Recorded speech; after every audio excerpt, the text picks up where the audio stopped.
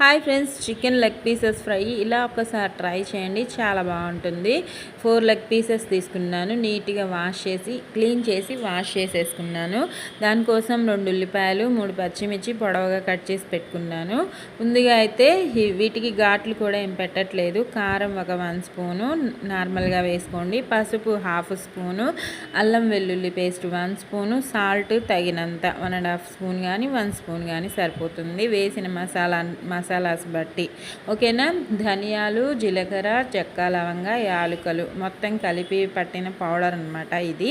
అది కూడా చిన్న స్పూన్తో 1 స్పూన్ అంత వేసాను, ఎక్కువగా వేసుకోలేదు. వేసేసుకొని అల్లం వెల్లుల్లి పేస్ట్ కూడా ఈ టైంలో వేసుకొని మొత్తం ఒక్కసారి కలిసేలాగా మిక్స్ చేసుకుందాము. దీంతోపాటు పెరుగు కూడా ఒక 1 స్పూన్ పడుతుంది, అది కూడా ఇప్పుడు వీడియోలో చూపిస్తాను. నిమ్మకాయ 1/2 బద్ద, ఈ ఉల్లిపాయలు, పెరుగు, ఇంకా కరివేపాకు, కొత్తిమీర ఇవి అన్నీ వేసుకొని చక్కగా మిక్స్ చేసుకొని, ఇంకా మనం రెస్ట్ ఏమి ఇవ్వనవసరం లేదు. డైరెక్ట్గా ఈ మిశ్రమం మొత్తాన్ని కుక్కర్లో పెట్టుకొని ఒక విజిల్ వచ్చేంతసేపు ఉడికించుకోవాలి. ఒక్క విజిల్, ఎక్కువగా కాదు. ఆయిల్ ఒక 4 స్పూన్స్ దాకా వేసాను. ఫ్రై కాబట్టి కాస్త ఎక్కువగానే పడుతుంది కదా. పెద్ద స్పూన్తో 4 స్పూన్స్ వేసుకోండి, కరెక్ట్గా సరిపోతుంది. హై ఫ్లేమ్లో ఒక్క విజిల్ వస్తే సరిపోతుంది.